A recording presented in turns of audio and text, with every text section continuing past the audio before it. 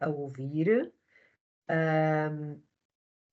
Bem-vindos. Vou só colocar aqui, portanto, a nossa apresentação. Estão muitas pessoas a entrar neste momento. Queria só confirmar com a Filipa, minha colaboradora, que está, portanto, a ajudar-me portanto, com a realização deste workshop, se os slides estão a ver, Filipa. Sim, e estão-me a ouvir bem e, portanto, está tudo ok. Eu vou passar aqui só um slide para perceber se passa. Tá, passa e, portanto, estamos prontos para começar. São neste momento 19h04. Vamos esperar mais um minuto que entrem mais pessoas. Nós temos muitas pessoas inscritas para este workshop.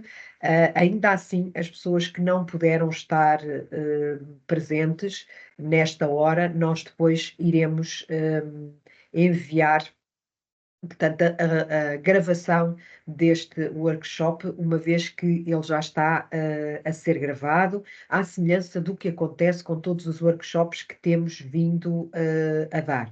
Hoje estamos aqui a falar sobre um tema um bocadinho mais específico, relacionado com a fome emocional. Estamos a falar da regulação hormonal que está por trás, portanto, desta fome emocional. Já tivemos aqui outros workshops em que falámos sobre fome emocional e tivemos a presença de uma das nossas psicólogas nestes workshops que ficaram, portanto, gravados também.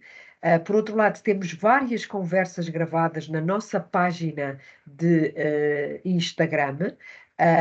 E, portanto, lives estão gravadas na nossa página de Instagram e, portanto, se o desejarem, podem consultar a nossa página de Instagram, da To-Be Clínica, onde têm uma série de conversas relacionadas com este tema da fome emocional, mas também relacionada com outros temas que nós abordamos aqui na nossa clínica, como a inflamação, a menopausa, a terapia hormonal, portanto, o tratamento e a regulação do intestino e da microbiota são tudo temas que já abordámos e que estão em conversas na nossa página de Instagram.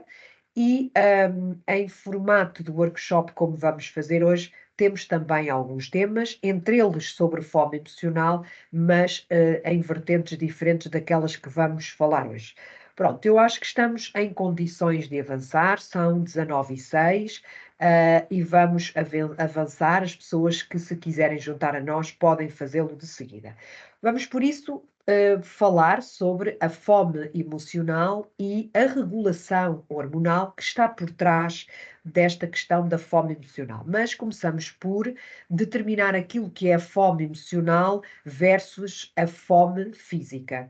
A fome física, desejavelmente, todos nós devemos ter e corresponde à fome que nós temos quando necessitamos de ingerir alimentos, quando necessitamos de ingerir calorias para fazer face às nossas, portanto, necessidades diárias, ao nosso metabolismo de repouso, para fazer face às necessidades que nós temos durante o dia quando não estamos em repouso.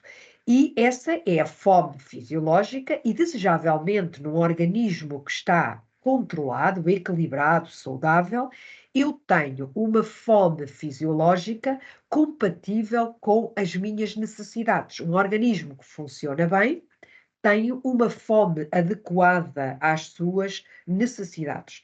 Um organismo que tem fome desajustada à nossa, portanto, necessidades físicas, fisiológicas, é um organismo que não está em equilíbrio. É um organismo que possivelmente tem, e puxando já aqui para a nossa conversa de hoje, tem algumas alterações, portanto, hormonais, que proporcionam este desejo de comer, mesmo sem necessidade de calorias.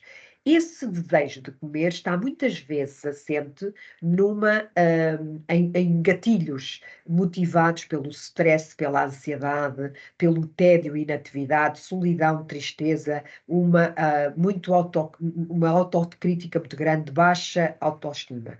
E as pessoas necessariamente vão buscar à comida algum conforto, as pessoas vão buscar algum preenchimento à comida. Isso acontece também com o cigarro, isso acontece também com as compras, com outros comportamentos de preenchimento, como com a bebida, as drogas. Obviamente, aqui, quando falamos de alimentos, é obviamente que tem uma amplitude, enfim, de menos grave, no entanto, do que as drogas ou do que o álcool, no entanto, não deixa de não ser um comportamento de compensação. E obviamente que temos que falar sobre isso, porque para além da parte emocional, da parte fisiológica que está ligada, portanto, a esta questão da fome emocional, nós temos de facto aqui também esta questão emocional, que é a ausência de preenchimento, uma necessidade de comer para satisfazer as nossas emoções. E vamos falar sobre isso. Existem, porém, alimentos que vão despolutar a fome emocional. No nosso entendimento, a fome emocional tem uma origem fisiológica, ou seja, quando eu tenho as minhas hormonas a funcionar menos bem, que é aquilo que vamos falar hoje. Quando eu tenho, portanto, níveis de déficits de vitaminas, de minerais, quando eu metabolizo mal gorduras, quando eu metabolizo mal açúcares no meu organismo, e estamos a falar de componentes fisiológicas, eu vou ter mais tendência para ter fome emocional. Portanto, a fome emocional tem uma base fisiológica também. Por outro lado, existe a outra causa, são os alimentos. Existem alimentos que potenciam a fome emocional. E, portanto, isto faz com que eu acabe por ter mais fome e isso faz com que eu tenha mais necessidade de comer por emoção sem controle. Então, os alimentos ricos em açúcar e gordura, e nomeadamente gordura trans, gordura de má qualidade, gordura pouco saudável, como nós vemos presentes nestes alimentos, nesta imagem, são alimentos que, no fundo, potenciam a fome emocional. E existem outros alimentos que, pelo contrário, despotenciam a fome emocional, fazem com que nós tenhamos uma capacidade de controlar a nossa fome. E é disso que nós vamos também falar aqui um bocadinho hoje. Nós também sabemos que o exercício paralelamente também permite um maior controlo da fome emocional. Não é da fome fisiológica, porque é natural que uma pessoa que faça exercício tenda a gastar mais calorias e por isso possa ter mais fome. Estamos a falar desta fome da qual não há necessidade. Há registros e, portanto, trabalhos que demonstram que as pessoas que têm uma prática de atividade física, de exercício regular e constante, são pessoas que têm o maior controlo sobre estes episódios de fome emocional. Mas, por outro lado, paralelamente à alimentação, paralelamente ao sedentarismo, que vão motivar a fome emocional, nós temos hormonas. E estas hormonas, em particular, são hormonas que nós temos no nosso trato gastrointestinal. São hormonas do sistema gastrointestinal. A leptina, a grelina, são duas hormonas produzidas no nosso sistema gastrointestinal. O cortisol não. O cortisol já é uma outra hormona produzida numas glândulas que nós temos sobre os rins, que se chamam as adrenais. E qualquer uma destas hormonas, e há outras que têm outras hormonas, que vão ser motivo de outro workshop, que são, por exemplo, as hormonas sexuais e as hormonas produzidas no pâncreas, como a insulina, que são hormonas que têm uma implicação grande na nossa saciedade e na fome emocional. como é o caso do GLP-1 também, que são hormonas que vão potenciar a nossa saciedade e que vão ser alvo de outro workshop que nós havemos de fazer. Hoje estamos aqui para falar destas hormonas, leptina, grelina, cortisol, que são um conjunto de hormonas que potenciam, de alguma forma, a fome emocional. E é muito interessante falar destas hormonas porque isto, de certa forma, explica porque é que as pessoas que têm tendência para engordar têm tendência para engordar. Porque é que nós não podemos ter uma crítica sobre a pessoa com obesidade. Por isso é que isto explica porque é que nós não podemos ter uma crítica sobre aquelas pessoas que têm mais fome do que as outras. Estas hormonas estão implícitas na regulação do apetite.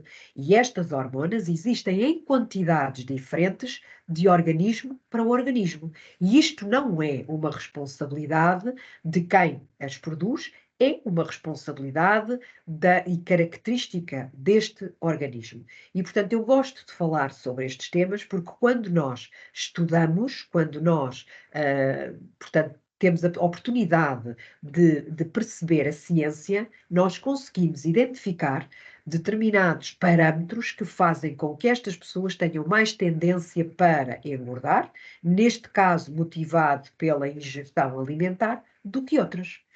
A leptina é uma destas hormonas. A leptina é produzida no tecido gordo e esta hormona, à partida, levaria à saciedade. Ou seja, o nosso organismo está tão bem feito que as células gordas produzem leptina.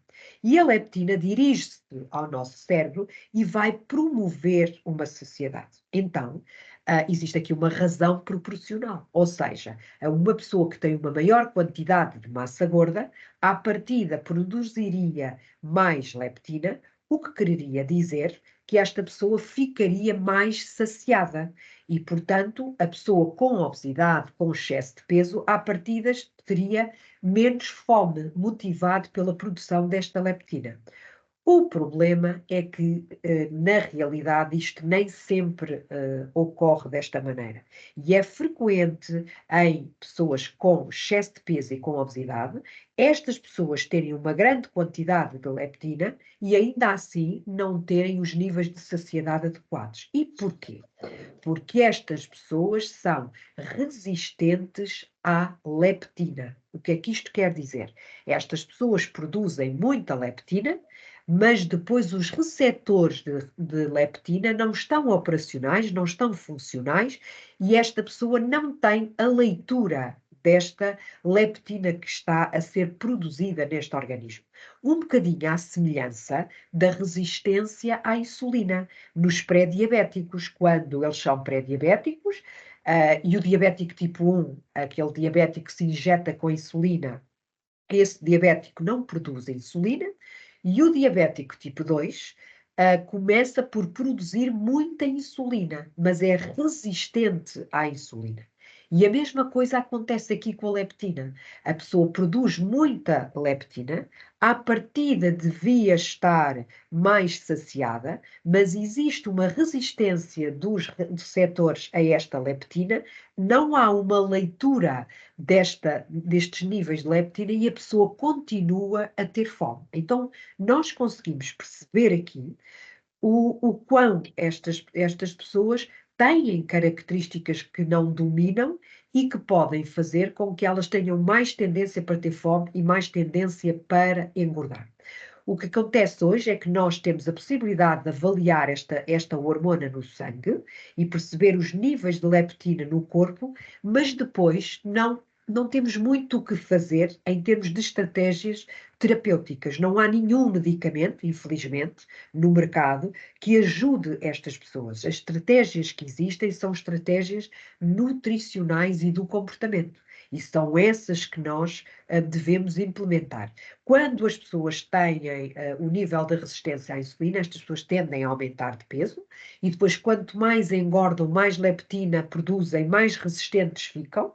Estas pessoas inflamam cronicamente, produzem substâncias inflamatórias constantemente para o organismo, o que dificulta ainda mais o controle do peso e o controle da fome.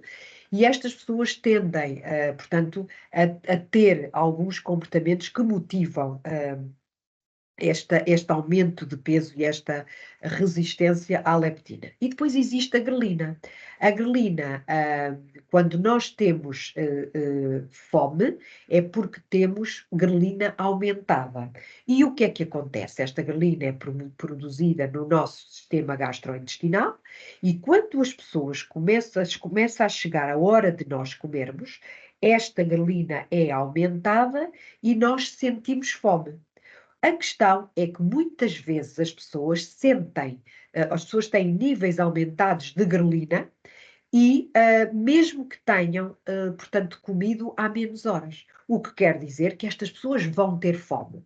E se, por outro lado, estas pessoas se forem resistentes à leptina, elas têm mais fome e ainda por cima não têm sinais de saciedade. E como é óbvio, estas pessoas vão ter uma tendência para aumentar de peso porque têm mais fome que as outras pessoas. E isto hoje está identificado geneticamente. E, portanto, estas pessoas têm mesmo muito mais dificuldade em controlar o peso. O que pode aumentar os níveis de grelina são as dietas muito restritivas, que eu vou já falar um bocadinho, a falta de sono e o stress. Então, aqui nós conseguimos perceber como o stress pode motivar a fome através desta hormona. A falta de sono, a mesma coisa, ou seja, a falta de horas de sono podem também motivar o aumento da fome através do aumento da grelina. E depois as dietas restritivas aumentam a grelina. Então, vamos parar aqui um bocadinho e fazer um ponto de situação. Quando as pessoas têm excesso de peso e fazem dietas muito restritivas, estas pessoas vão aumentar a grelina e vão aumentar a resistência à leptina, levando a fracos níveis de saciedade. Então, o que é que acontece? A pessoa que fez um esforço tremendo para perder uma série de quilos com uma dieta restritiva, quando esta fase se intensificar, esta pessoa vai ter adaptações, mecanismos adaptativos que vão motivar o comer calorias. Então, a pessoa que tem excesso de peso, de certa forma, está sempre comprometida. Primeiro, porque tem uma tendência para engordar, e depois, porque quando tenta fazer dietas muito restritivas, o seu corpo está-lhe a pedir constantemente que volte a engordar, que volte a acumular gordura, que volte a ter níveis de fome elevados para compensar esta restrição onde teve. Por isso é que é tão difícil às pessoas manterem o peso a seguir a terem-no perdido. Por isso é que os estudos científicos nos mostram que as pessoas têm uma tendência muito grande para aumentar de peso a seguir a terem perdido peso. A explicação não é única, mas parte desta explicação advém desta leptina e desta grelina que estão aumentadas quando nós fazemos dietas e perdas de peso muito restritivas. Então, como é que nós conseguimos equilibrar isto? Portanto, tendo em conta que isto existe, como é que nós devemos evitar que estas situações ocorram?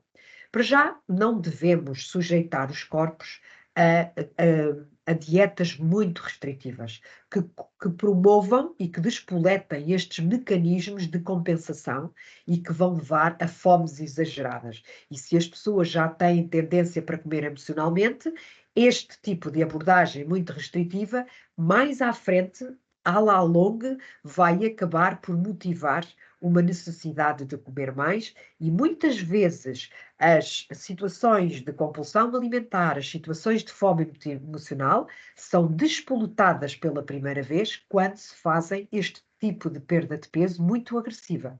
E por isso é que isto tem que ser muito bem analisado estrategicamente qual é a melhor forma de perder peso para mim e a melhor forma de controlar o apetite para mim. Porque, na realidade, estas perdas de peso muito agressivas podem até promover e desenvolver estes comportamentos de impulso para comer.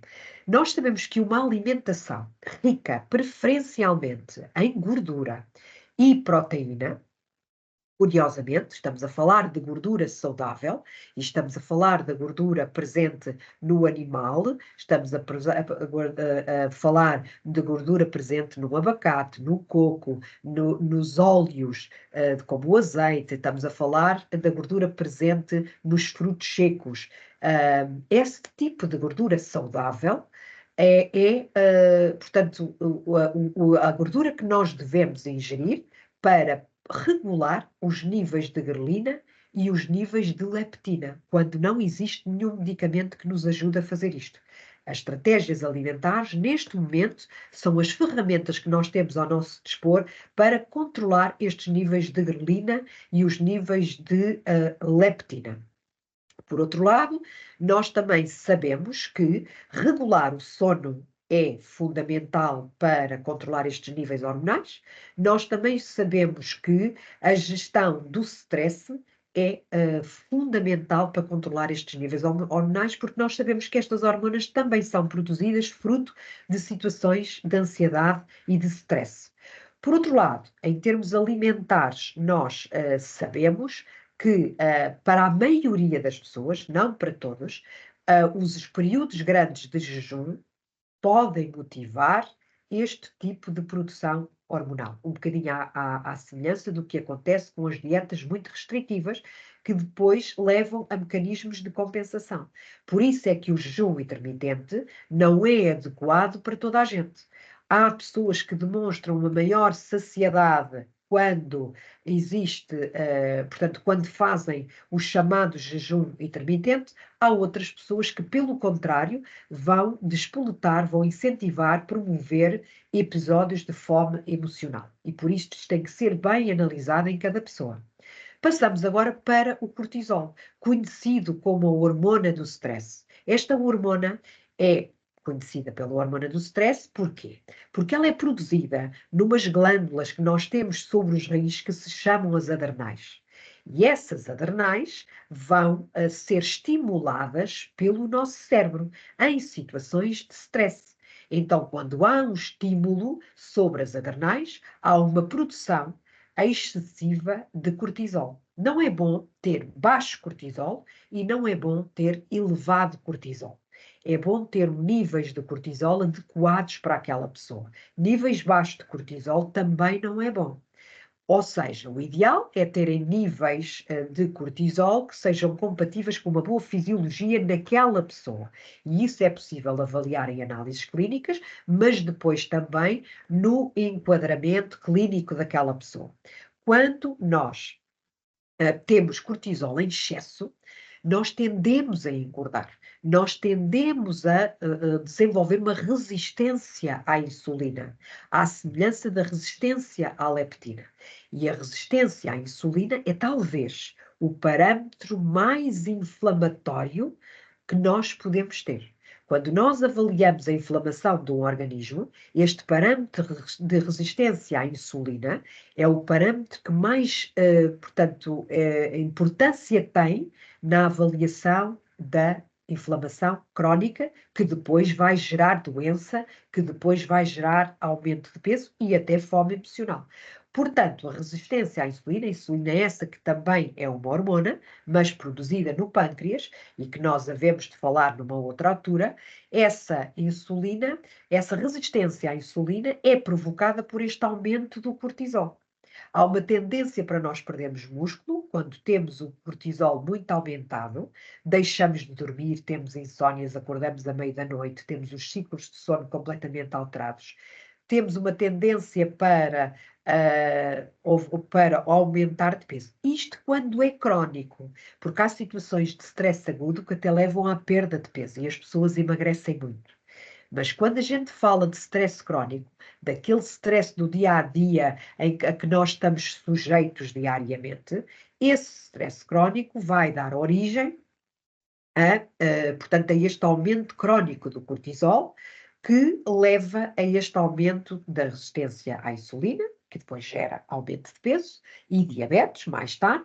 Vai também promover um aumento da pressão arterial, porque a pressão arterial também é controlada ao nível da adrenal e, portanto, acaba por haver uma complementaridade.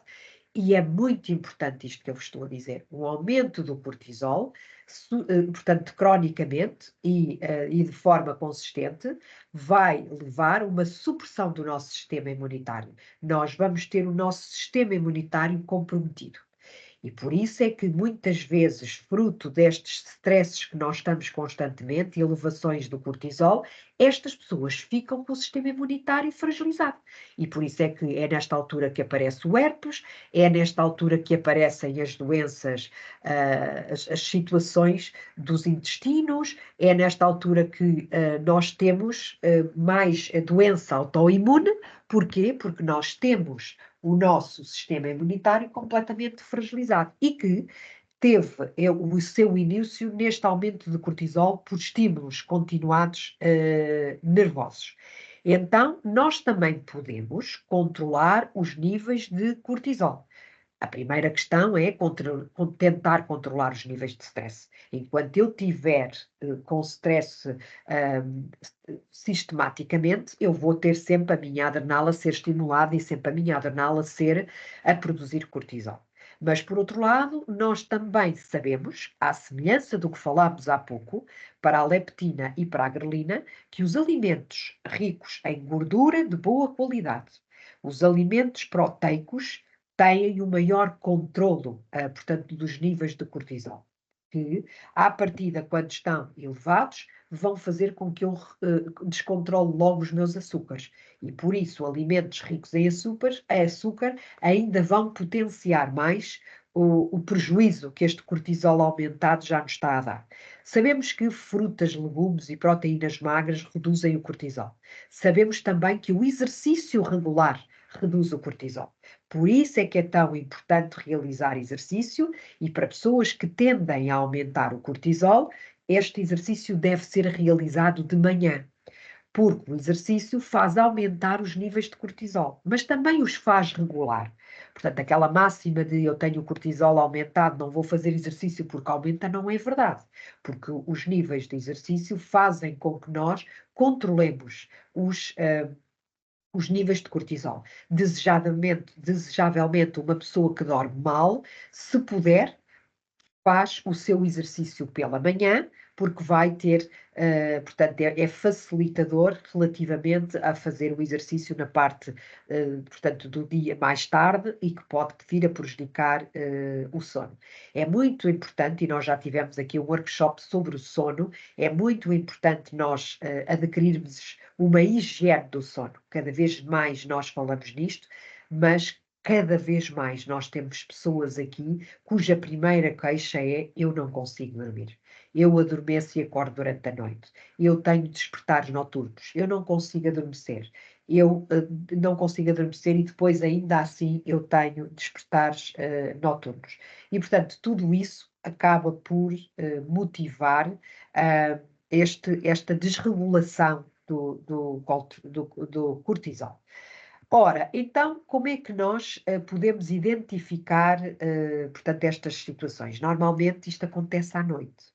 As pessoas comem emocionalmente, ou no final do dia, quando chegam a casa e estão a descomprimir, ou à noite, depois do jantar, quando há também uma descompressão. É vulgar as pessoas terem um dia alimentar que conseguem controlar e depois chegam aqui ao final do dia e deixam de ter controle. É muito importante nós identificarmos as alturas em que isso acontece, é muito importante nós identificarmos quais foram os alimentos que potenciaram isto, ou seja, porque eu comi, vou-vos dar um exemplo. Muitas vezes nós dizemos às pessoas: comam uma peça de fruta à meia da tarde. Para pessoas que controlem menos bem os açúcares, comer uma peça de fruta a meio da tarde pode potenciar a fome, porque a fruta tem açúcar e o que vai acontecer é que há uma subida do açúcar no sangue, seguida de uma descida abrupta do açúcar no sangue, promovido pela insulina que foi produzida. Então, esta pessoa tem mais fome comendo uma peça de fruta à tarde do que se não tivesse comido nada. E são estas as situações que nós temos que avaliar. Se isto é verdade para todas as pessoas, não. Para uma grande maioria, de pessoas que têm problema na metabolização dos açúcares, que têm problemas com o aumento de peso, isto que eu acabei de dizer é verdade. E, portanto, temos sim que escolher outro tipo de snacks para não potenciar esta fome. Por outro lado, nós temos que perceber quais são os gatilhos emocionais. O que é que faz com que eu coma? Como é que eu me estava a sentir? Como é que foi o meu dia?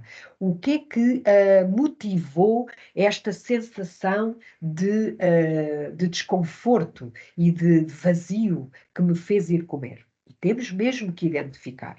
E às vezes é difícil fazer esse exercício, às vezes é difícil nós confrontarmos com aquilo que de facto está a fazer-nos mal, porque sabemos que isso requer uma mudança e que essa mudança usualmente não é fácil, porque normalmente aquilo que me causa stress são coisas difíceis de mudar, porque senão eu já tinha mudado, não é? E portanto as pessoas evitam aquele sofrimento e acabam por não se quererem confrontar com aquilo que é os seus incómodos. Pronto, então, avançando, o que é que a gente tem que fazer? Eu acho que é fundamental nós encontrarmos atividades de compensação. Eu tenho a política de facto que a vida não, para a maioria das pessoas, eu diria todas, e principalmente a partir de determinadas idades, não é fácil. A vida é composta de situações adversas diariamente. E nesta fase da vida é comum, as pessoas que comem emocionalmente, é comum terem grandes responsabilidades, porque têm pais a cuidar, filhos a cuidar, um emprego a cuidar, e, portanto, são pessoas que têm uma demanda em termos de atividade muito grande, grande responsabilidade, muita tensão e pressão sobre elas próprias. E, portanto, a vida é de facto difícil. Eu não tenho quaisquer dúvida disso. Agora, isso, curiosamente, não vai mudar. À medida que as pessoas vão envelhecendo, curiosamente, os problemas vão cada vez aparecendo mais. Porque as pessoas ficam com menos saúde, a probabilidade é maior de doença. Por outro lado, estas pessoas têm amigos que também eles podem estar a precisar de ajuda porque estão doentes. Os pais já estão muito velhinhos, ou seja, e nós temos menos força. Portanto, à medida que nós vamos ficando mais velhos, e isto não tem necessariamente que ser uma coisa má, nós vamos tendo mais problemas. A questão aqui é como é que eu resolvo esses problemas? Como é que eu giro estes problemas? Não é? Portanto, nós não estamos aqui numa sessão de coaching, nem estamos aqui numa sessão de gestão pessoal, mas não há como fugir a isto. Nós temos, de facto, que aprender a gerir esses problemas. E uma das formas que nos ajudam a aguentar essa pressão é ter outras compensações. É ter outras coisas na vida que a gente goste muito. Quando nós temos outras atividades que nos compensam, nós acabamos por não sentir tanto o peso daquelas que são mais desgastantes. E, portanto, essas atividades são diferentes em cada um de nós. Há pessoas que se refugiam no exercício, há as pessoas que se refugiam nas atividades mais mindfulness, de yogas, portanto, e todas essas terapias. Há pessoas que se refugiam na arte, que é muito uma convicção minha. Portanto, com convicção de que a arte, nas suas várias formas, pode ser terapêutica e pode ser muito compensadora para aquilo que é, portanto, as fases mais complicadas da nossa vida, e nós podemos ir buscar a essas atividades ou alguma compensação. Então, estas pessoas que estão de facto sob uma tensão grande, estão de facto sobre uma sensação de stress, de vazio, não, estas pessoas têm que de facto encontrar atividades que as façam relaxar, que as façam, portanto, sentir-se bem e não pensar em comida. Não há dúvida nenhuma. Agora, aquelas que são atividades para mim podem não ser as que são para vocês. E o grande talento aqui é descobrir quais são as minhas. Em que situação da minha vida é que eu estou em que eu não penso em comida? É num concerto? É a ler um livro?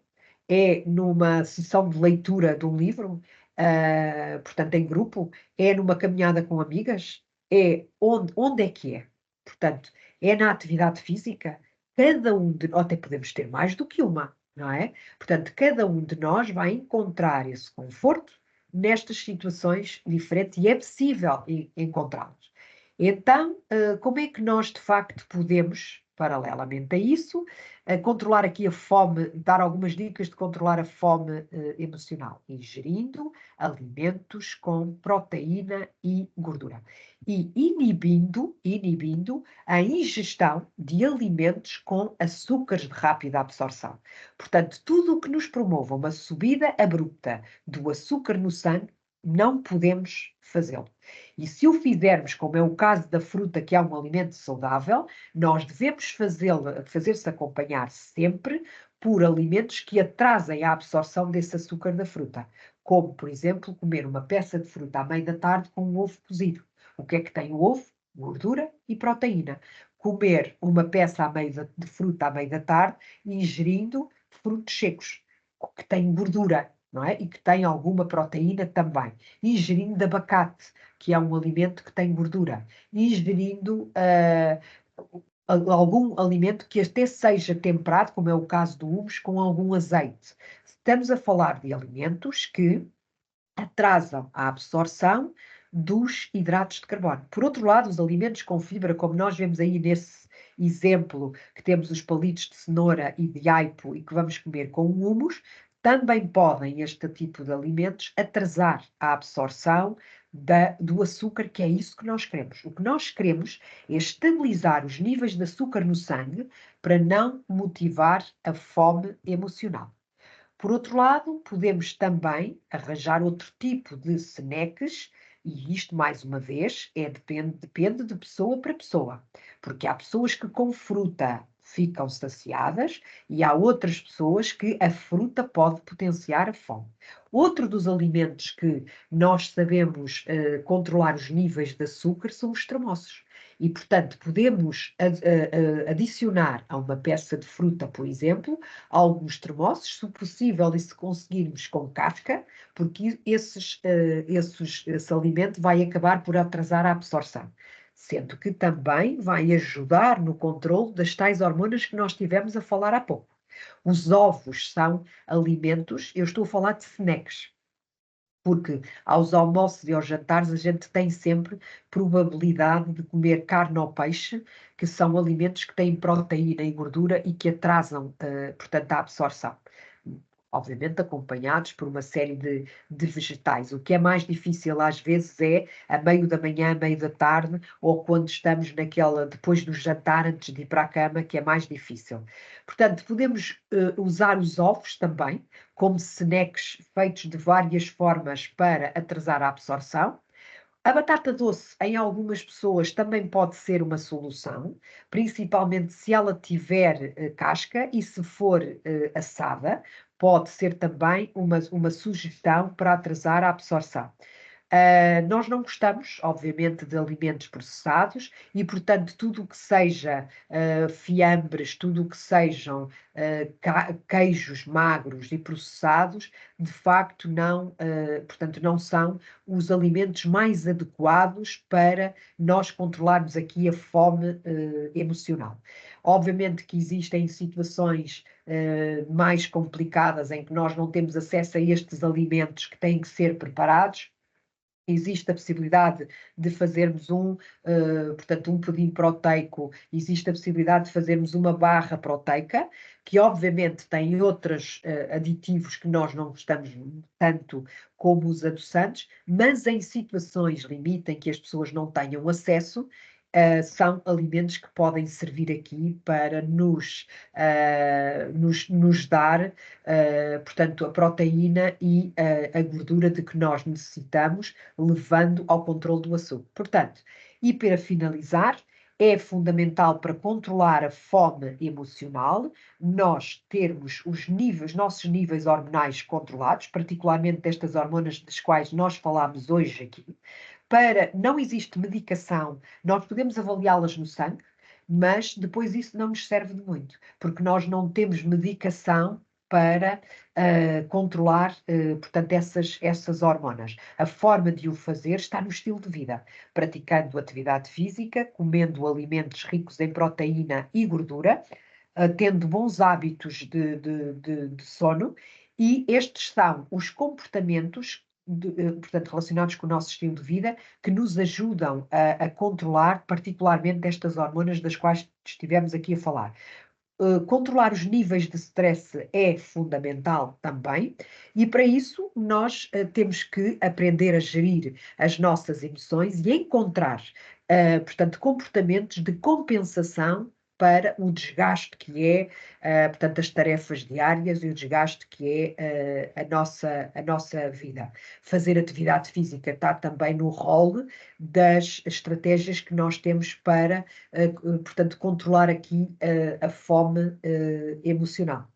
Pronto, e isto era, de uma forma sucinta, aquilo que nós tínhamos hoje aqui para vos trazer numa abordagem em particular da fome emocional. Como vos disse, nós temos outros workshops relacionados com a fome emocional, também relacionados com hormonas, mas outro tipo de hormonas.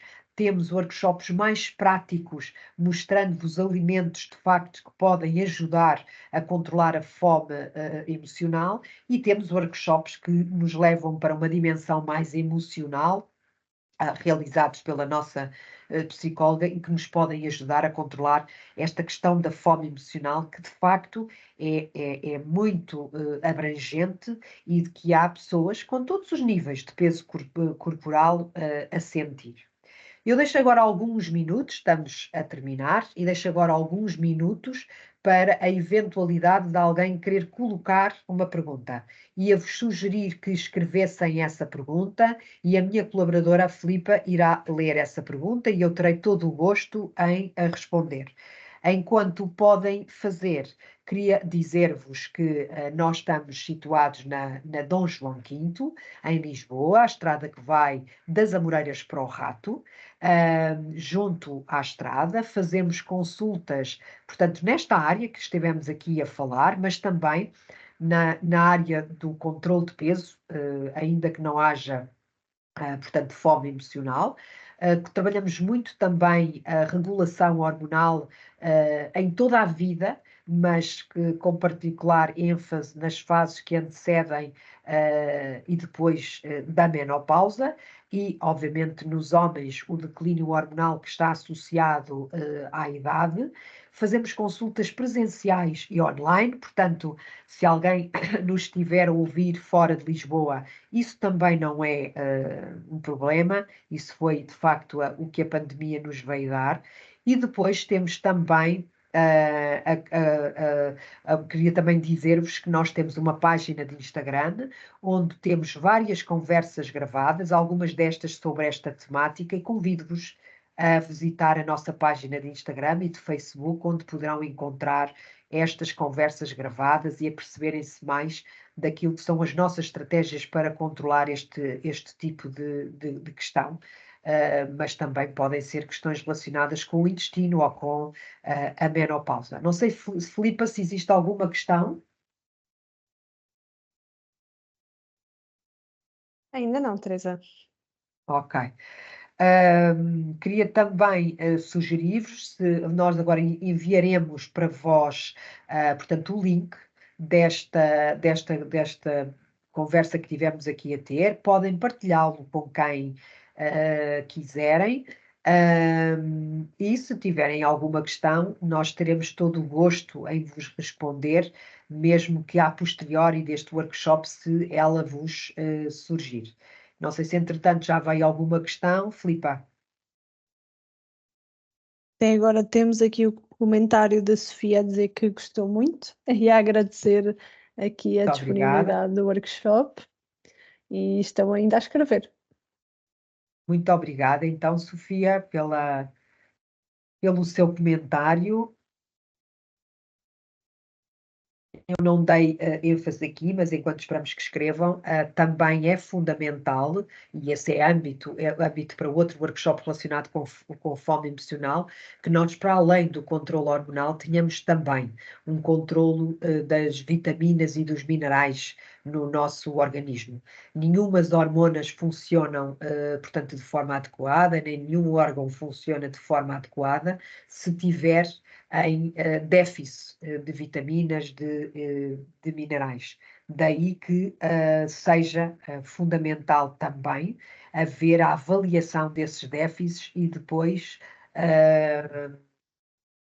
depois controlar.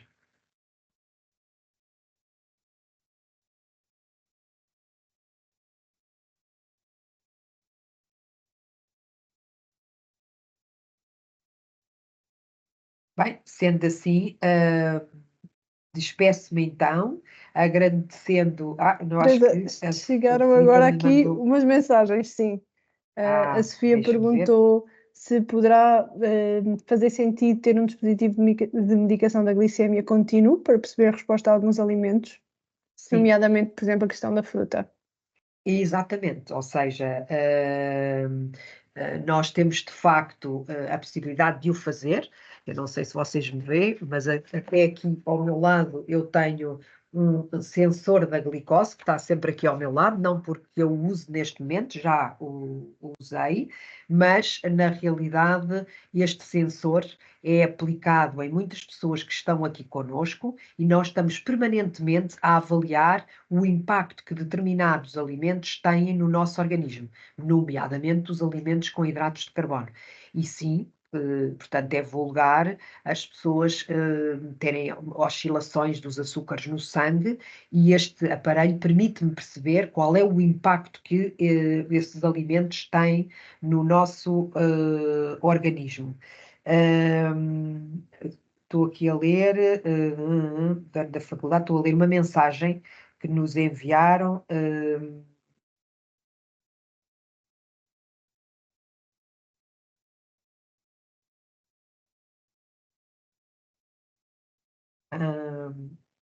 Muito bem, tenho aqui duas mensagens muito bonitas de pessoas que nos estão a escrever, a Karina e a Cláudia também.